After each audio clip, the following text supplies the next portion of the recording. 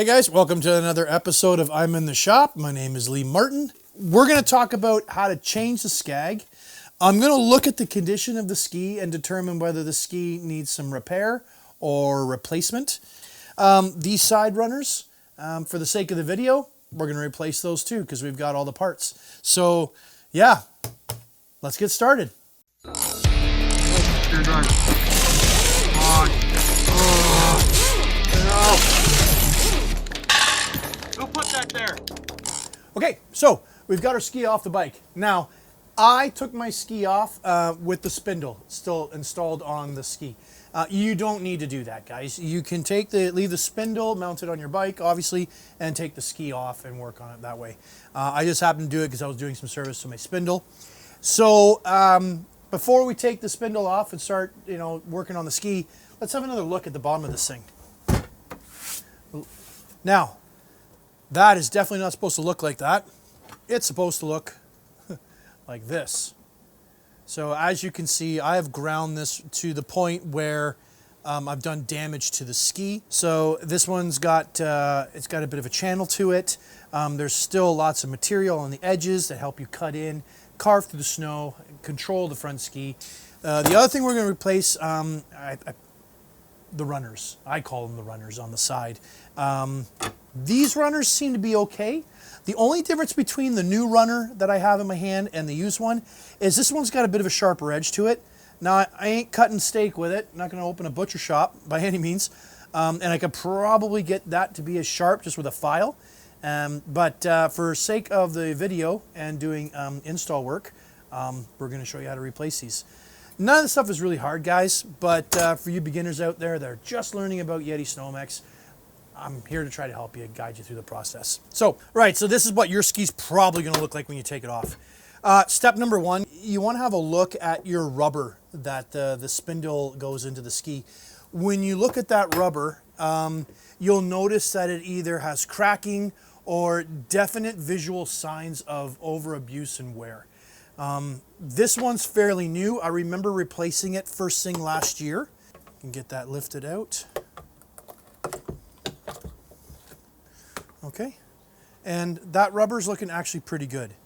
You also know the rubber's in good shape is when you marry it up with the spindle, there's no play. It feels like it's seated in there. And then underneath that, I call it a spring plate. And what that does is basically just helps keep the rubber retained in there. I think it also keeps a lot of moisture and corrosion and wet stuff from getting down into these holes. Take note how this goes in and out. Okay, so in this case, we have a dimple here, and it scoops down that way. All right, and that's how it'll need to go in. Older ones will definitely slip in easier than newer ones. Newer ones have a lot more spring to it, so you might have to put it in and spring it into place. Okay, and that will definitely help it. So, like so. All right, guys. We can get to the two main bolts that are left on this Skag holding it in place, which is underneath that plate and the rubber and at the back here.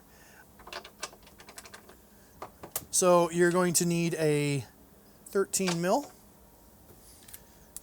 You're going to need an extension. Just get that out of there. These won't be overly tight, guys. They're not holding the world down. They're just holding a Skag in place. Okay, so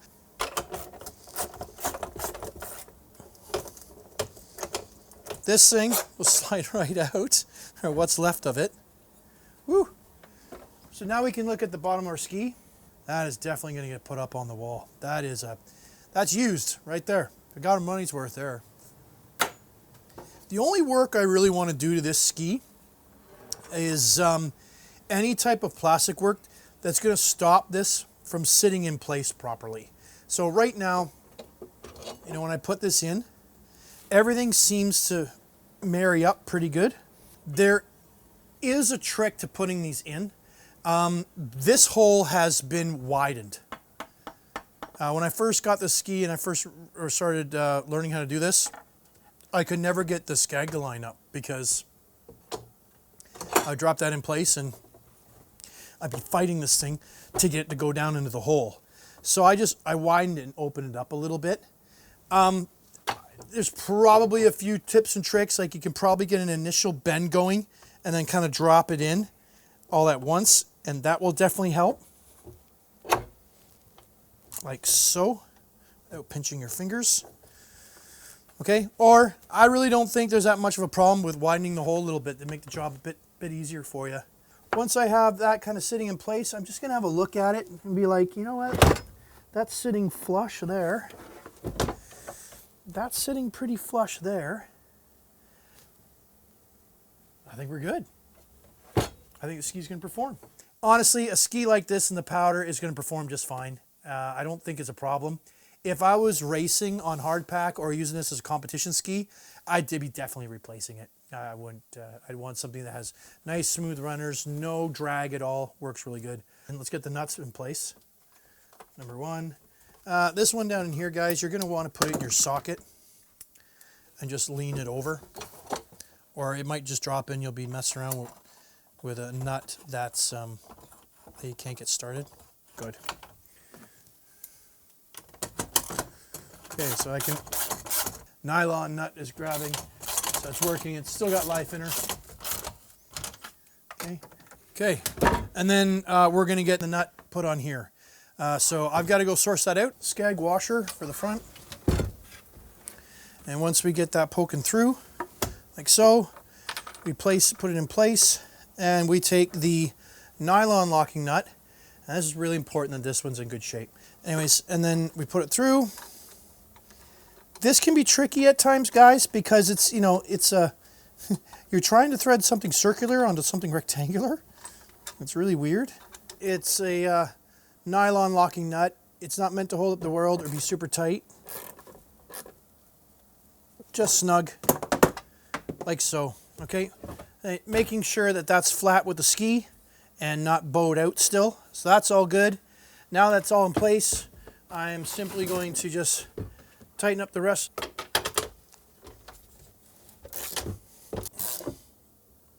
There we go. There is torque specs. I don't think this is overly important for the torque specs. It's when you start threading into plastics and stuff like that, or a certain amount of torque that's going to squeeze something, like when we're talking about the spindle. But that is good. You're holding a big piece of steel on a big piece of plastic. Other than that, I mean, I'd probably just take a blade gently and just kind of clean up some of these bats in the cave here. You guys that know what I'm talking about. Good enough. Okay, and then we're just going to grab a Torx socket, and we simply just loosen these screws. It's almost like a wood screw. It's on the side of the ski that taps these puppies into the plastic. It's really important you don't over tighten these guys. If you strip the inside of the plastic, then you're into plastic repair, and it just sucks. So you can see it's a pretty aggressive coarse thread on that, much like your dirt bikes.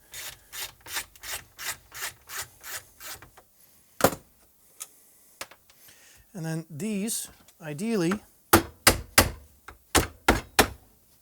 should pop out, of course, if they're bent.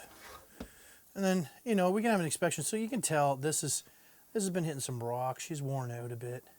You know, I mean, I can hold on to them for sure, in case we have a catastrophe and one snaps. It'd be a good little spare, but they're all identical, guys. There's no particular sides. It's just a direction. So the big slope facing the back of the ski.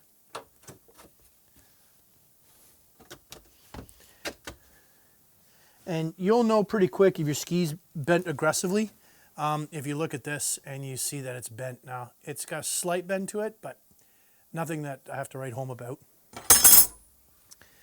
And then we just want to set these screws in flat.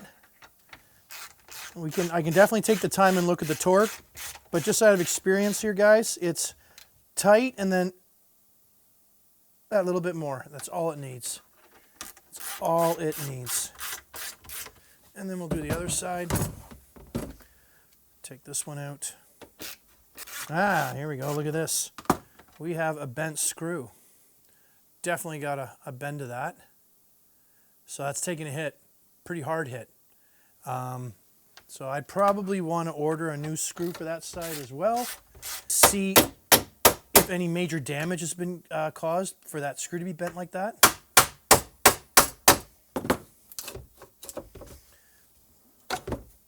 Okay. Yeah. It's definitely twisted. Definitely been twisted. That might cause an issue with putting the new one in, but we'll see.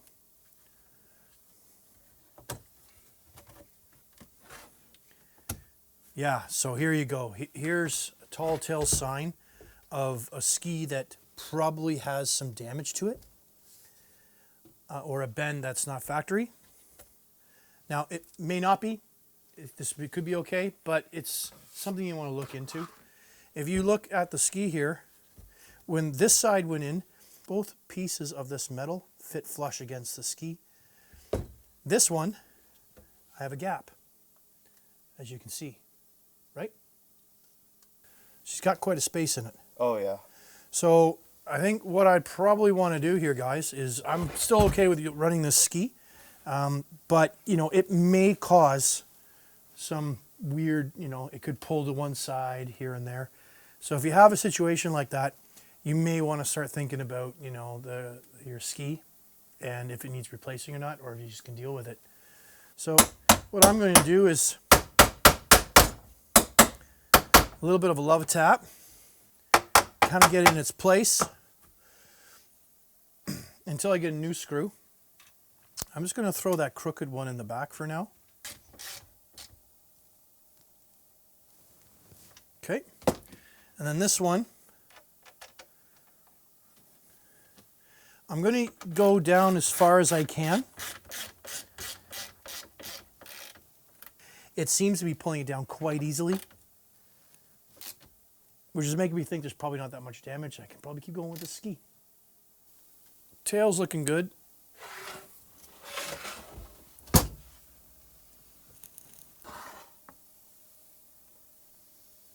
Okay, the sides are looking good. The main deck itself, can definitely see that crease in here from the ski hitting trees and stuff. It is what it is. I'm not going to replace it. I think it's still fine. Got some gouges in here. I think this is going to make a good ski for the winter season. All right, guys, there you have it. That concludes this episode of I'm in the Shop. This ski's ready to go back on the bike and ready to go hit some pow. See you later.